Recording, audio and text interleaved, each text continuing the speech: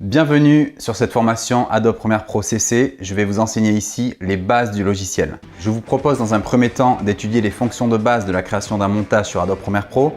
Nous verrons ensuite les effets vidéo. Nous aborderons ensuite la partie audio du logiciel, la création et la modification de texte, l'étalonnage numérique ou correction colorimétrique, l'incrustation sur fond vert et pour terminer, nous verrons l'exportation.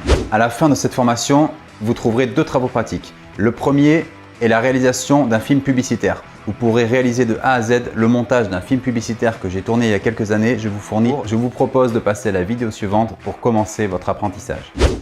Avant de commencer à vous montrer l'utilisation du logiciel Adobe Premiere Pro, je tenais à vous montrer comment vous organiser au niveau de vos fichiers sur votre ordinateur lorsque vous rentrez chez vous après un tournage et que vous avez pas mal de rush.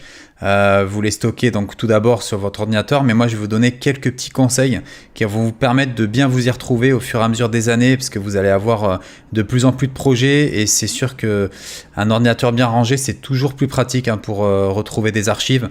Moi ça m'arrive des fois d'aller fouiller dans des rushs de 2012, 2013 qui remontent à 5 ou même 10 ans parfois pour aller récupérer des images, vous savez, des images de stock shot ou des plans de coupe par exemple de Paris ou d'autres villes. Donc pour ça, en fait, je vais vous montrer comment vous organiser. Donc dans un premier temps, vous voyez là, on voit l'année 2019, donc je vais recréer avec vous pour vous expliquer un petit peu. Donc on va en créer un deuxième. Pour l'exemple, on va mettre 2020. Voilà.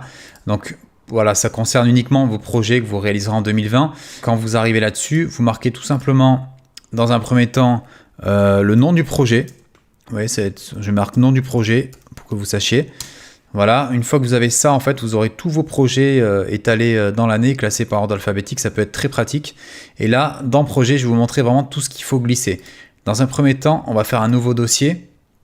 On va marquer éléments. Donc éléments, c'est tout ce qui va être, je vais vous expliquer après en détail, mais ça va être les photos, les audios, les musiques, les bruitages, voilà, tout ça, plusieurs éléments que vous allez utiliser dans votre montage. On a également, bien évidemment, donc les rushs. Les rushs, c'est là que vous allez mettre tous vos fichiers de tournage. Alors, je vous conseille aussi de les classer par jour ou par carte. Vous savez, si vous avez plusieurs cartes, faire carte 1, carte 2, carte drone, carte Ronin, peu importe, tout ce que vous voulez, pour vous y retrouver plus facilement après, une fois sur Adobe Premiere. Et vous pouvez mettre aussi un dossier projet pour classer tout simplement vos projets Adobe Premiere Pro. Vous les rangerez tous ici. Il pourra y avoir plusieurs versions. Vous mettez V1, V2, V3, etc. pour vous garder des backups par sécurité. Et pour terminer, on va créer un dossier export. Et c'est là que vous mettrez toutes vos exportations, toutes vos sorties, que ce soit pour YouTube, pour la télé, pour un client, pour un DVD, vous allez tout mettre là-dedans. Voilà, donc une fois que vous avez déjà cette structure, vous pouvez très bien vous en sortir. Honnêtement, vous n'avez pas besoin après de rentrer vraiment dans les détails que je vais vous montrer après. C'est juste du bonus pour vous, pour que vous ayez vraiment toutes les techniques professionnelles qu'on utilise dans le milieu. J'ai l'habitude d'utiliser cette structure, notamment en télévision, où il faut pouvoir passer les projets à différents monteurs. Donc il faut que tout soit bien classé, c'est beaucoup plus simple de s'y retrouver. Donc je vais vous montrer dans éléments maintenant ce qu'on va mettre. Dans éléments, on va mettre tout simplement les audios. Donc les audios, ça peut être vos musiques, ça peut être aussi vos voix off, ça peut être également vos bruitages, et ça va être aussi vos prises de son. Alors ce que j'appelle prise de son, c'est tout simplement quand vous avez quelqu'un qui prend le son sur votre tournage, donc c'est un perchman ou autre, vous allez classer tout ça là-dedans, comme ça va être beaucoup plus simple pour vous y retrouver au montage et pour synchroniser avec vos vidéos. Alors dans éléments, on a également images. Vous pouvez avoir des logos, vous pouvez avoir des textures, vous pouvez avoir des habillages, vous pouvez avoir pas mal de choses. Et également, on va mettre vidéo. Vidéo, ça va être la même chose qu'image mais en vidéo, c'est-à-dire ça peut être un logo animé. Et vous pouvez peut-être également ajouter FX pour tous vos plans truqués. Moi en général je fais comme ça, je les mets dans FX et c'est beaucoup plus simple à s'y retrouver par la suite. Voilà, c'est terminé pour cette partie organisation du Finder ou de l'explorateur si vous êtes sur un PC. Donc c'est exactement la même chose, sur PC vous pouvez aussi créer des dossiers comme j'ai fait. Et voilà, donc dans un premier temps, si vous vous organisez de cette manière, je vous assure que vos montages seront beaucoup plus clairs. Merci d'avoir suivi cette première vidéo. On va à présent passer à la création d'un nouveau projet sur Adobe Premiere Pro. Alors voilà comment se présente l'accueil d'Adobe Premiere Pro. Donc vous avez tous les projets sur lesquels vous avez travaillé récemment et vous pouvez faire nouveaux projets. Nous, ce qui nous intéresse aujourd'hui, c'est nouveaux projets. Donc on y va. Voilà, alors cette fenêtre est très importante. C'est là où vous devez rentrer tous les différents paramètres concernant votre projet. Donc dans un premier temps, le nom, on va se mettre tuto Premiere 2019. Alors je vous conseille de vous organiser sur votre ordinateur.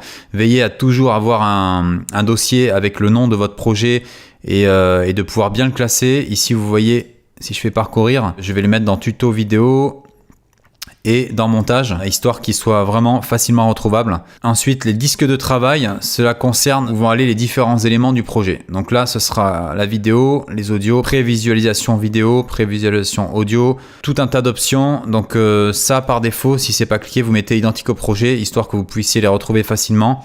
On ne sait jamais si vous montez sur un autre ordinateur chez quelqu'un ou dans une boîte de prod, vous avez juste à télécharger tout le dossier contenant votre projet de montage et vous pouvez ainsi tout récupérer. Concernant ces paramètres-là et l'onglet général, vous n'êtes vraiment pas obligé d'y toucher, donc pour l'instant, on va y aller comme ça.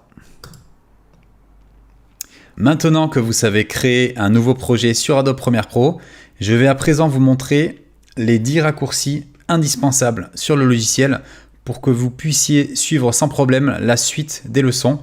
Alors on y va. On commence avec les flèches directionnelles gauche et droite qui vous permettent tout simplement, vous voyez, d'avancer et reculer dans le temps. Donc vous pouvez reculer d'une image ou avancer d'une image. Les touches plus et moins de votre clavier vont vous permettre de zoomer plus précisément dans la timeline, ce qui va vous permettre de travailler de manière plus précise. Vous voyez, si je veux par exemple aller au bout ici, imaginons que je suis là, que je sois ici et que ça soit dézoomé comme ça, vous voyez, on voit pas très bien en fait là où on travaille, alors qu'en venant zoomer, vous voyez, je me recale plus précisément à la fin. Un des outils indispensables sur Adobe Premiere Pro est le raccourci V qui vous permet de sélectionner la flèche que vous voyez là, qui me permet, vous voyez, de déplacer tous les blocs dans le montage. Donc là, si je passe sur un autre outil, celui-ci par exemple, vous voyez, quand j'ai ces deux flèches là, j'appuie sur V et ça repasse à l'outil de sélection.